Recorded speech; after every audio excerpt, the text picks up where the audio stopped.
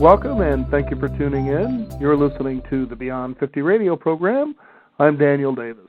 As many people approach midlife, we try to find better ways that we can enhance our system as we realize that, well, time just doesn't favor us perhaps like it did when we were teenagers and in our 20s.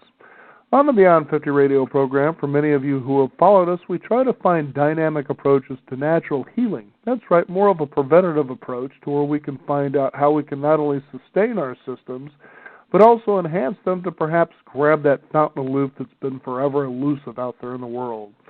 So on the program today, we're going to be talking about a holistic and dynamic approach to treating disease that uses a combination of traditional Chinese medicine and bioenergetic psychology.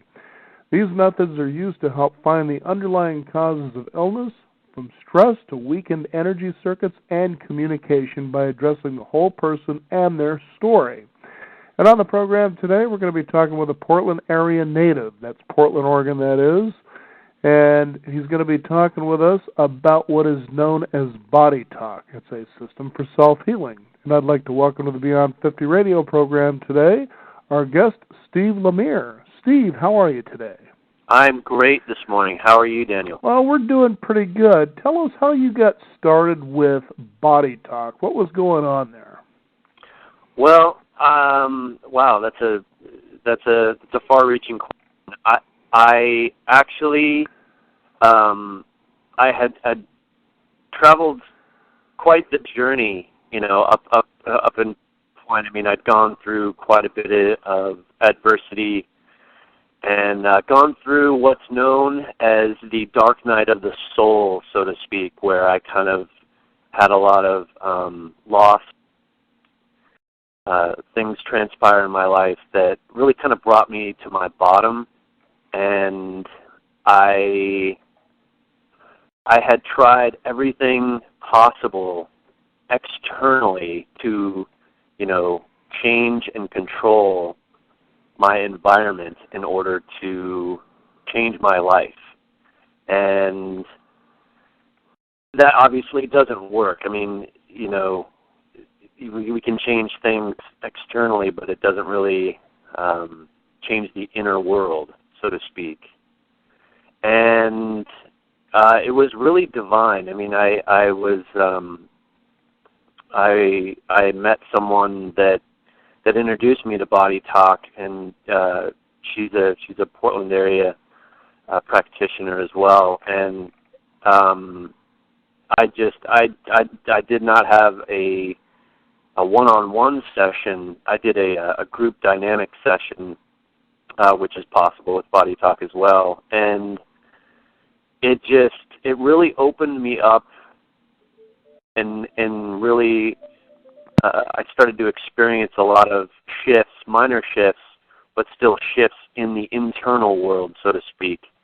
And the course training was being offered a month later, and I just knew something inside of me, not my mind, but just more from my soul and heart, just really knew that it was the right direction for me to go into. Now, how did you first come to learn about BodyTalk? How long ago was this? That was it was in June of 2012. Okay. And what was your opinion when you first heard about this? Well, I've tried everything. Like I said, I mean, I've tried everything. I've done Reiki. I've done healing touch energy work. I was an avid acupuncture patient. There's a great nonprofit here in Portland, Working Class Acupuncture it's called, and they're just, I was a regular there. I mean, I'd go 2, sometimes 3 times a week, and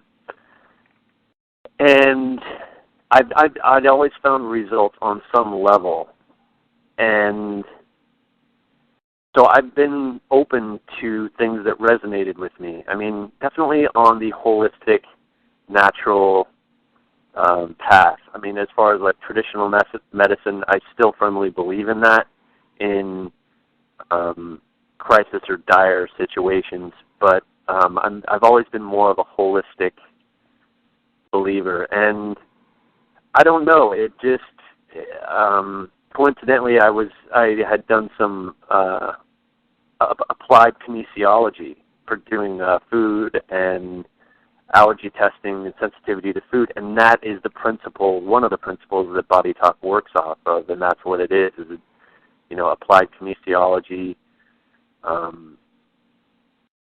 Chinese medicine, acupuncture, it's all of those, and so it just resonated with me. Mm-hmm. I guess that's the key phrase. It resonated with me. I gotcha. I remember it was some years ago when I was first introduced to BodyTalk, and I thought, well, I'll go ahead and give this a chance. And so I go and I meet up with this woman, and she says, go ahead and lay down here. And she's pretty much, kind of doing light touch, but mainly listening, as she explained. Mm-hmm. And she came back, or she had told me at the time, she says, to me it sounds like your body is having an aversion to milk.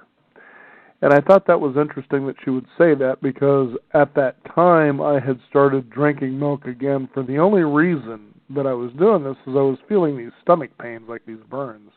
Mm-hmm. And before I started drinking milk again, I had actually stopped for the longest time, where the only way I would really get dairy would be something like cheese, within a recipe or something. And so she suggested, well, you might want to go ahead and stop drinking. And I thought, why not take a shot with this? And so I did, and the pain went away. Hasn't been back since, and I really haven't drank milk since, or I've actually turned over to where I use like an almond milk, for instance. And I found that fascinating that this worked so well the way that it did, as simple as the process seemed to be.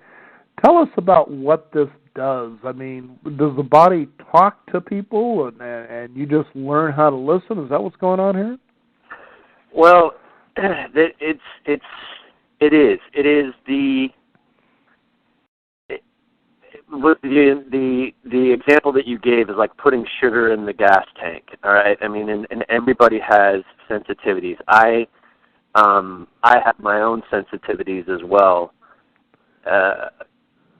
It's when you ingest or eat something or are exposed to something, you kind of have a reaction, and that is hence the name Body Talk. Your body is talking and saying, hey, you know what, this is just not really agreeing with what is gonna help us, cruise down the path of life at optimum level and speed. And Body Talk is the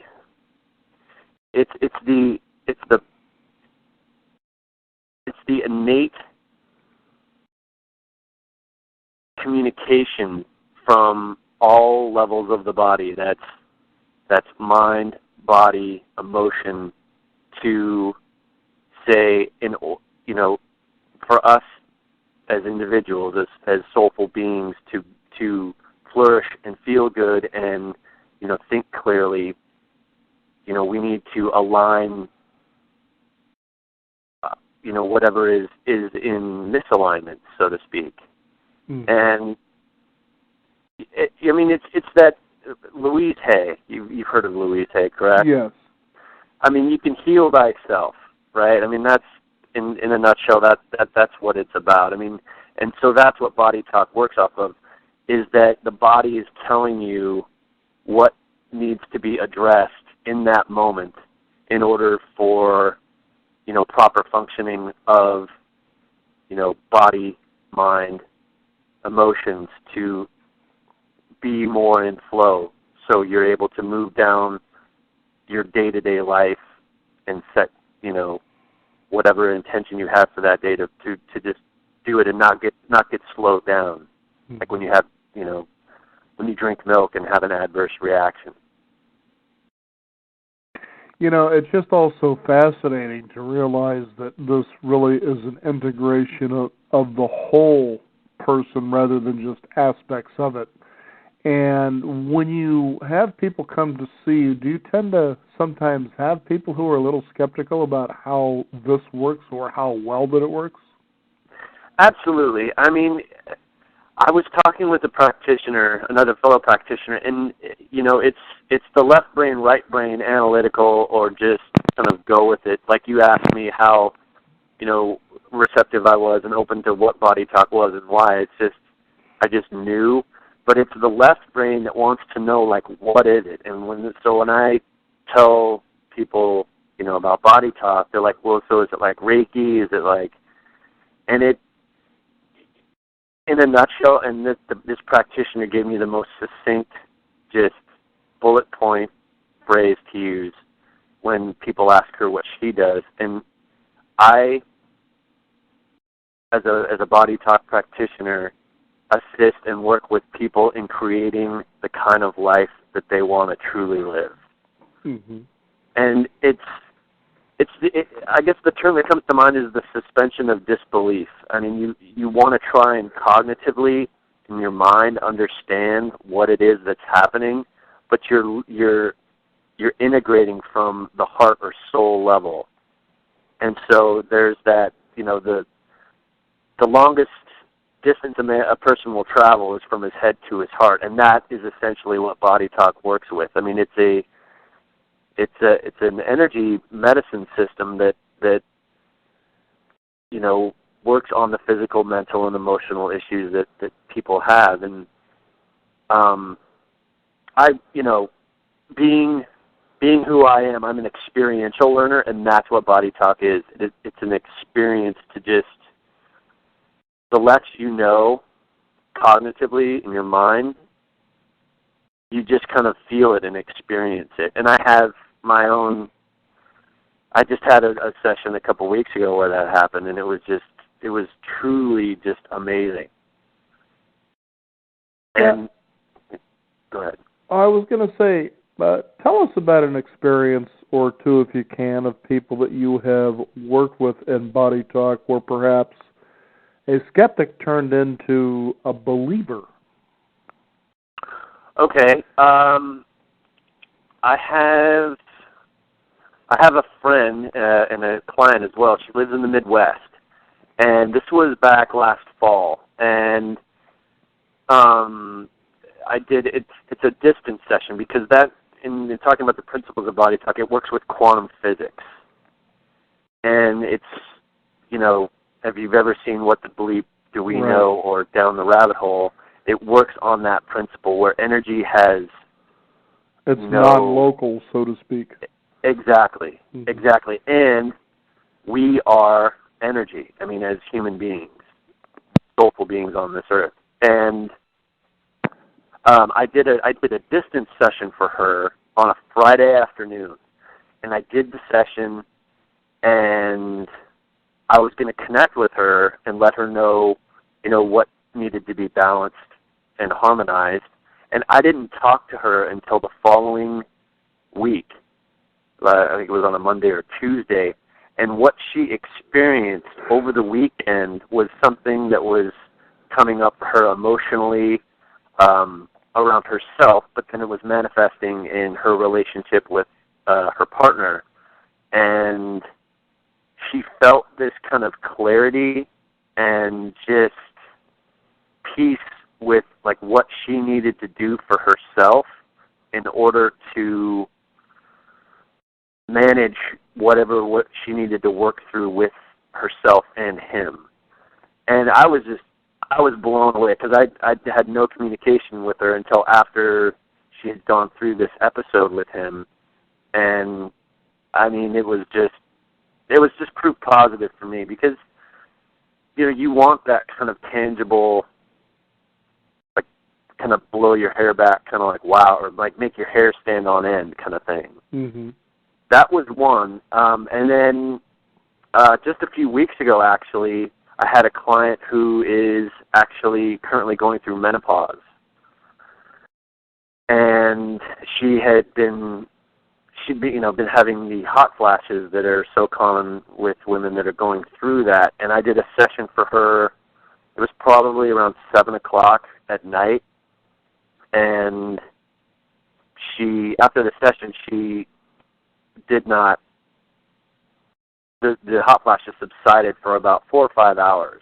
And she said that had never happened before. Now, granted, she is in the field, in the healing energy field, so she wasn't necessarily a skeptic, but that was the experience that she had with it.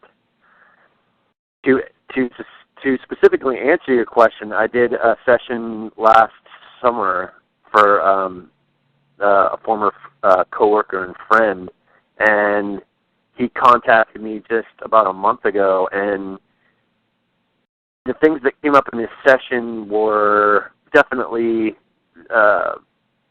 memories from his childhood, things that he had experienced, and he didn't. I told him what came up in his session, and then, instantly, and even just in my experience and what I can see in the reaction of a client, is that they go to that left brain space where they want to try to understand what it is. Well, why was my heart linked to, my right knee, and things like that, because sometimes that's the connection that's made, and you want to go there to try to understand, well, what is that about? But what he said, and these were his words specifically, he says, I don't know what you did, but you did something, and I want to explore that more. And that, honestly, Daniel, is what it's about. It's that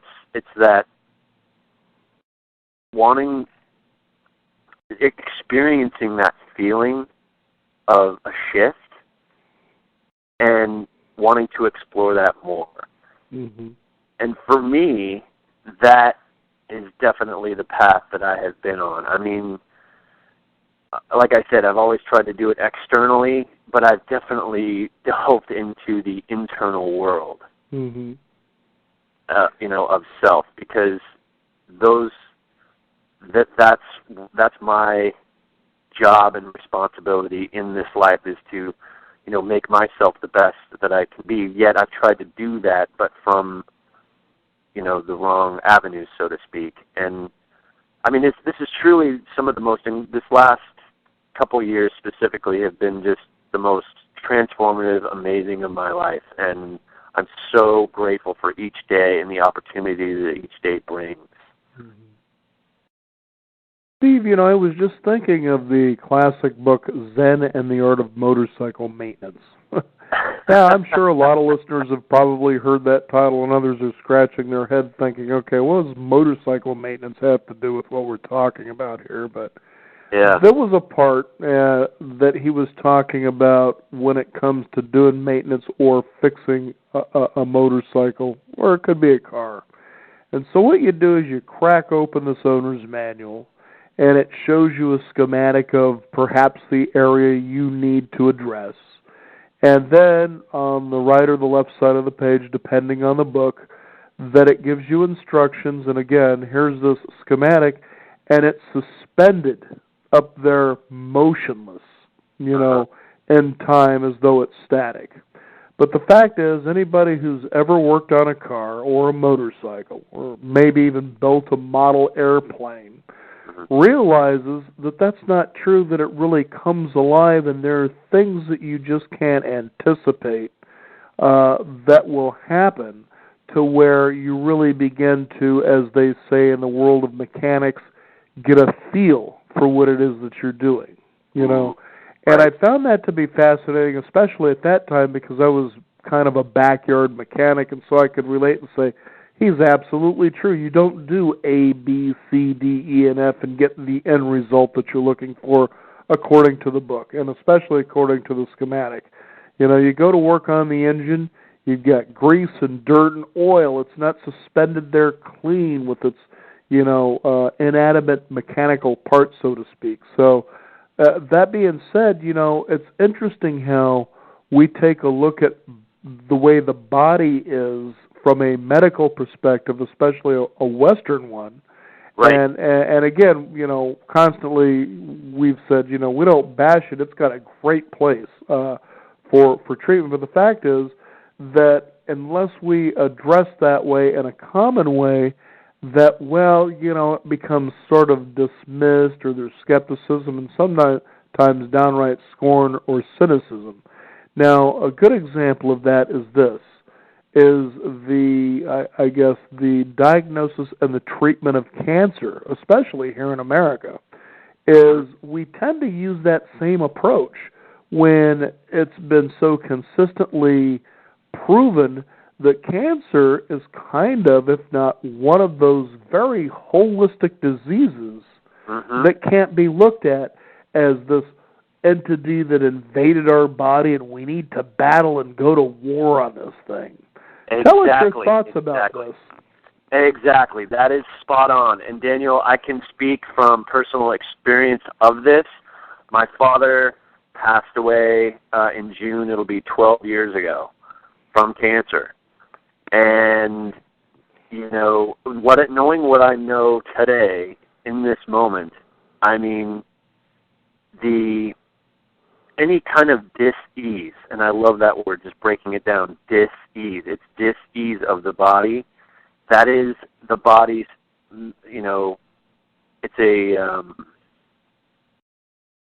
very acute, you know, signal that there's something going on here. And for my father, it was extremely, still to this day, one of the best learning experiences of my life on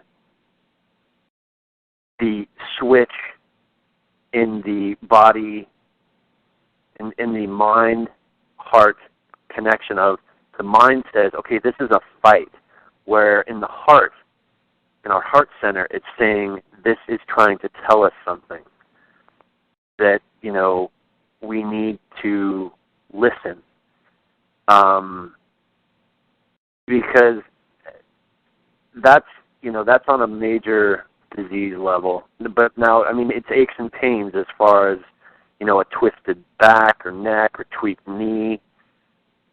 Those are the little cues. But the major disease in the body is the signal that we need to really go inside and just be still. One of the founding integral practitioners in BodyTalk, her name is Jilly Adkins. She's a Portland resident, but she just moved to California last year. She actually was diagnosed with cancer, and I went and listened to her speak about her experience of it, and it was so beautiful. She just sat with it and talked with it and just invited it in and just definitely welcomed it, because she knew that there was a deeper message behind it. And I think that is the big switch from traditional medicine, which I'm fully support and find value in. However, I do believe that it's holistic in the sense that we need to really listen to the message of what is happening. And, you know, from my father, unfortunately, did not make it. It was diagnosed quite late. He had type 2 stage 4, so it was pretty well advanced. But I continually learn so much from the other people's experiences, how to just welcome whatever it is, and not, you know, it's the simple phrase, what we resist will persist, right? I mean, if we try to stave it off and keep it at arm's length, try to solve it outside ourselves, it's just going to come back in some other manifestation in our life. Mm-hmm. How is your friend doing that moved to California? She's great. I haven't. She upstakes and moved down to be with her partner, and she's living north of San Francisco. And she's doing great. Mm-hmm. She's definitely going the holistic route, but she's learned so much. The last conversation that I had with her, she's learned so much about what is really, truly important. And that, to me,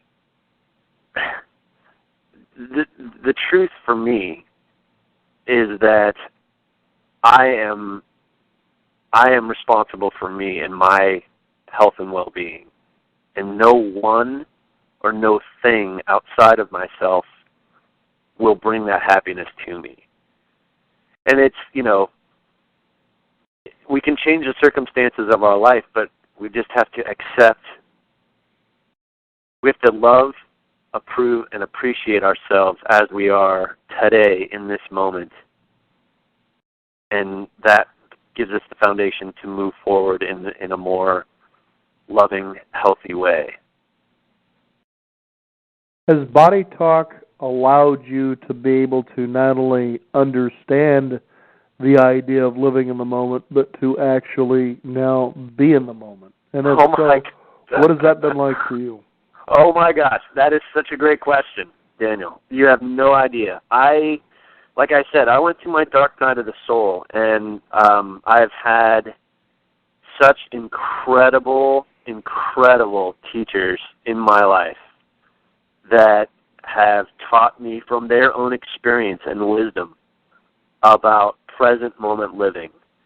I'm a Sagittarius, so I'm very much a philosophical, doing kind of like being person, but present moment is all there is. I mean, now is truly all there is. Some of the, like Eckhart Tolle to me is just so incredible, and I have all of his audiobooks and talks in audio, and I just listen to him virtually every day. But he is the quintessential spiritual teacher, although he doesn't identify himself as a spiritual teacher, of pure awakening consciousness. And I have a bunch of Post-its on my door, and one that he said in one of his talks was realization that all the things that truly matter, beauty, love, creativity, joy, inner peace, arise from beyond the mind. You begin to awaken. And I had my rebirth or awakening of my higher self last summer in this huge loss that I had gone through of a relationship. And I really knew that I had to go inside, deep inside, and shine the flashlight on those deep, dark crevices that I had avoided for so long. Again, always trying to fix the outside world. And I had, hands down, I love her to death. I mean, I just love her beyond description. She's been an amazing friend and spiritual teacher to me, and her name is Dr. Karen Bosque, and she works in Vancouver, and I've known her since I was 8. And she held my hand, and figuratively and literally, and just walked me through this whole process of keeping me in presence. And those 3 aspects, which is, the foundation of one of Byron Katie's books, who's amazing, I Need Your Love, Is That True? The 3 foundations are love, approval, and appreciation of self. And the power of the mind to take us outside the little self, or the ego self, as I call it, says if I can manage and control someone else and make them okay, then I'll be okay. When in fact, everyone that I encounter in my life every day, whether it be close friends, relatives, strangers at the grocery store, they are all perfect as they are, and they are my best teacher of me. And just to observe and look at what comes up for me emotionally, and to say, okay, I can project the ego self, the little self wants to project and make them wrong, so I can be right, or I, meaning the ego self, can be right, and that affirms and strengthens the ego as opposed to, making the other person wrong and they're, less than. And that's not true. They're just being themselves, and then when it triggers something in me, that's for me to look at and say, okay, what is in control on it right now? Am I in this moment sitting on the phone talking with you, or am I kind of trying to, as an example, just make you wrong, or, listen to your words and how you're projecting onto me, and, I'll maybe come back at you with something. And that's just survival of the ego, as Tolle talks about. I mean, Tolle is just amazing, man. I mean, that guy is just next level for me. Mm-hmm. Have you found, Steve, as you've been a BodyTalk practitioner for the last year or so, that a fair amount of people who come to see you are addressing that specific issue, if you will, about not measuring up, not being good enough? Because as you said, there seems to be 3 pillars of which we try to be in, love, acceptance, and approval. And that being said, it spreads into the many things that can cause people to feel uneasy, hence the sickness or the illness, so to speak. Correct. I would say, because BodyTalk is not a mainstream, well-known, so to speak, modality. So they're kind of intrigued on what it is, but varying degrees. I believe that everyone has some sort of emotional, this is a relative word, but imbalance, where they're just not feeling good about life, where they're, life is just not going the way they want. And so, like I said, and I'm very much guilty of this, is that, we project our wounds or our thorns, so to speak, that are getting agitated onto someone else. But inevitably, the soul is telling us, this is about you, and we need, so we're going to bring up a dis-ease, tweaked back, digestive problems, headaches, which is something I suffered from major just tension headaches and digestion problems as well. But I believe people just honestly, Daniel, this whole, as Tolle talks about, it's the new consciousness. People want more, not more things, because as Tolle says, no thing is going to satisfy or satiate and make your life whole and complete. That's a person, that's a career, that's, a new car, a new house, a new relationship. It's all about being and loving, and this is a Byron Katie thing, loving what is right now. Mm-hmm. And it's a simple philosophy, but it's very much present moment living, that the ego wants to identify that I am a BodyTalk practitioner. I am, I have a regular day-to-day job, but I am, a salesman or a lawyer or a doctor or, whatever. And truly, all I am in this moment right now is a man talking on the phone with you. That is my life. And if I can get present to that,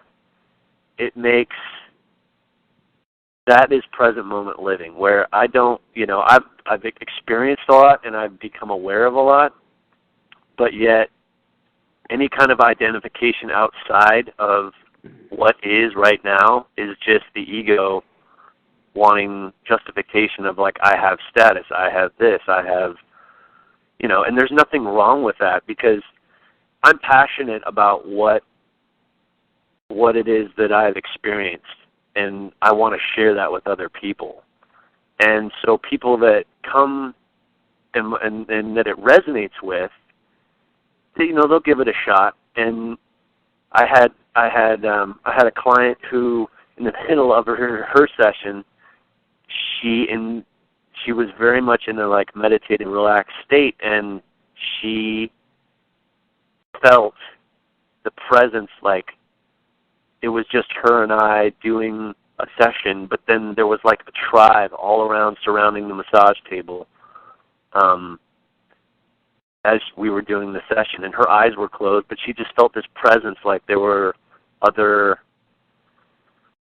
she had other support, like it was like a tribe. And yeah, I mean, as a practitioner, it definitely has heightened my sensitivity and feeling, and living from that heart space. And I can feel that kind of shift in the middle of a session when, there's that release, and things just kind of flow a little bit more for the client as well as for me, because we're kind of connected on that level at that time. Steve, since you have awakened or been introduced to BodyTalk, mm-hmm. how have you come to know the soul? Wow. Excellent question. I am light. I am love. That is what I am. It's not who I am. That's a big delineation, because who is ego identification. It's not who I am, it is what I am. And it is what you are. It is what everyone is. And to feel, again, this is a Tolle quote, feeling, just closing my eyes and feeling that realization that I am light, that I am love, that is enlightenment. And I very much resonate with Buddhism, particularly the Buddhist practice of meditation, which is called Possum of Meditation. And that is I've had occurrences in doing Vipassana where I feel that kind of just energy flow, that light just kind of emanating from my heart center and out, all my 7 chakras, and, that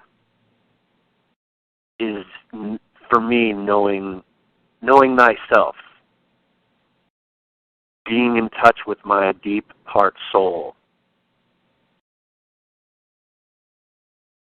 I think Sun Tzu said something that was extremely relevant, and this was something that I had read back in the 1980s when businessmen were just lauding over this marvelous book about warfare, especially in the Wall Street corporate world. Right, exactly. But he had said something that I felt was so true, and when you really looked deeply into the wisdom of Sun Tzu, which I think a lot of these executive types really weren't, because then it was about the individual going after everything they could get and slaying all enemies that came in the way to stand up, such as the general with the sword in the air with the 1 foot on top of a mound of bodies, right, as though he was this, unbeatable conqueror. Is that Sun Tzu says this, and it's so interesting when you can integrate this in a way to view this book, which is a marvelous strategy on warfare, but you realize that there's more to it. And he simply says, to know the enemy is to know yourself. Mm-hmm. And when you look at what Sun Tzu wrote, and you realize, wow, the best way to, to win in warfare is really not to have any war at all. Mm-hmm. And to take it even a step further, and I really enjoyed and loved the Asian philosophies and traditions. And another one was that of Miyamoto Musashi, which is a very well-known samurai in Japan. And he was somebody who had engaged in, it was about 62 contests where he had actually killed all of his opponents, found himself invincible to a level that he just laid down the steel and used wood and eventually nothing at all, to the point that he just never engaged in warfare. And it was interesting because the other most celebrated samurai was a man by the name of Yamamoto Tsunetomo. And he wrote a book known as The Hidden Leaves. And here was a samurai who was just as great as Miyamoto Musashi, but historically and as a fact had never wielded a sword in his entire life. You know, and when you look at the philosophies of, let's say, samurai, or what Sun Tzu was saying, you realize you master yourself to such a level that warfare becomes so unnecessary, and it was marvelous to look at it. And when we look at medicine, and again, as we were talking about earlier about cancer, we've got this war on cancer. When you realize that enemy is yourself. You got it. So, you got it. That is exactly it. I mean, it's so fun. I think it's just beautiful how you bring up Sun Tzu, but I started listening, because I read, but I'm more of an audio learner. Thank goodness for books on tapes. Exactly. But I started listening to The Art of War, it is truly, in the simplistic form, we are at war with ourselves, and we just project, and if I make someone else wrong, like I said, then I will strengthen that little self, the ego self, and strengthen somewhat. In my experience, it's not working, because I'm awake now to be aware that I don't necessarily catch it in the moment, but I know that something is getting triggered in me. And so when the enemy attacks, I can just let them be as they are. Because if I respond, then in the simplest term, I give my power away and, fall into whatever it is that they want me to do. I react from that defensive state. And you could use the cancer analogy as well. You fight. You're fighting it. Rather than just let it come in, let it come to you. What is this opportunity teaching me about me? I've learned so much from so many people that just, were some of my best teachers. And there was an attachment. There was an attachment that it would go this way or that way. And, as life and life circumstances change, a lot of those relationships are no longer in my life.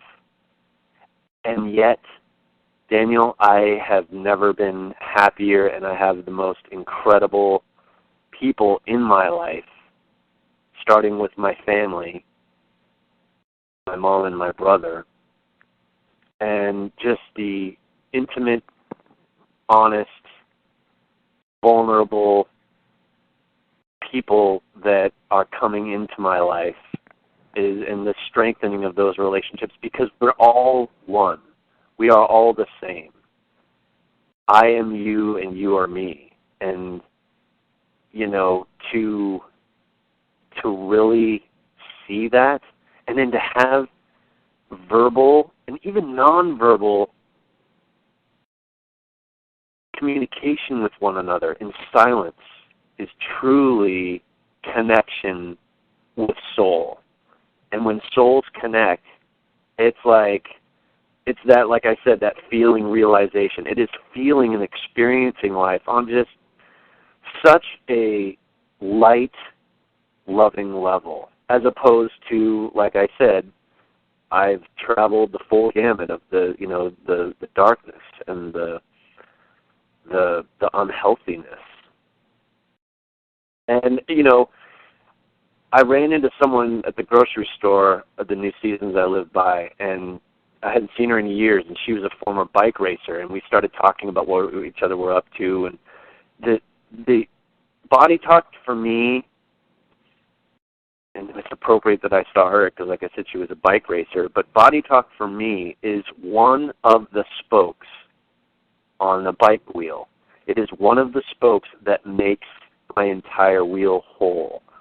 I mean, there's, like I said, the Possum of Meditation and exercise and eating right and healthy relationships and, being of service, but then also asking for what I need from other people that are making themselves available to me. My life is just, it's incredible, and I am just so grateful. Every night, almost every night before I go to bed, what am I grateful for? What am I blessed for? And to just breathe from that,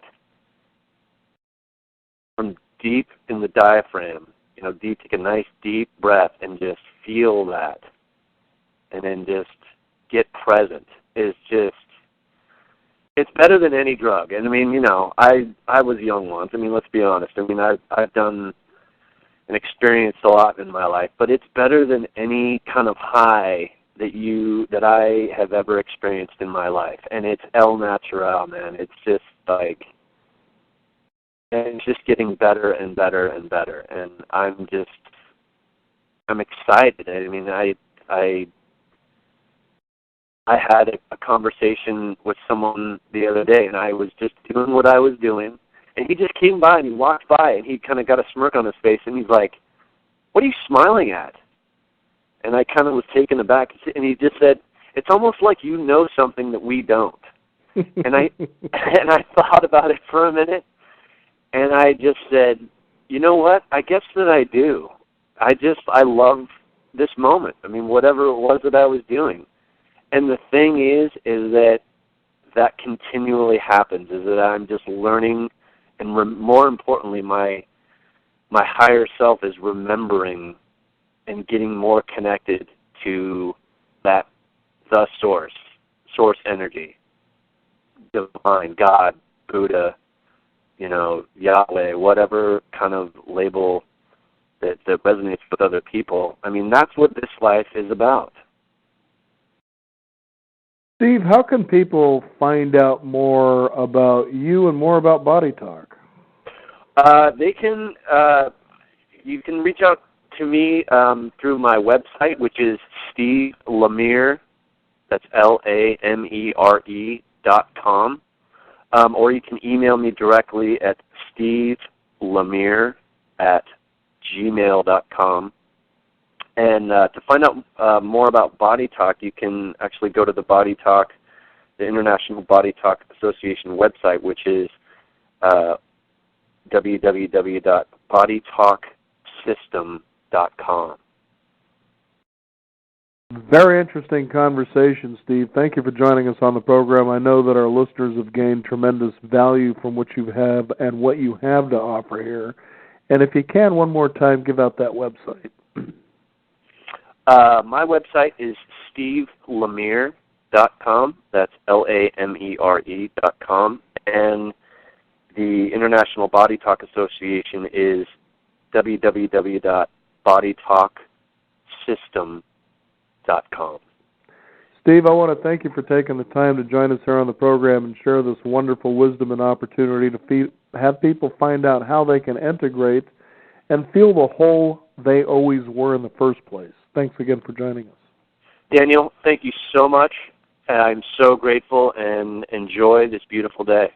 All right. Thank you again. And we want to thank you, the listeners out there, and also finding out more about Body Talk. Again, you can visit Steve at SteveLaMere.com, SteveLaMere.com, and find out more. You can also find out more about other natural healing that we've shared here on the program over the years by visiting us at beyond50radio.com. I'm Daniel Davis. Thank you again for joining us. This is the Beyond 50 Radio program, and remember, live your day past halfway.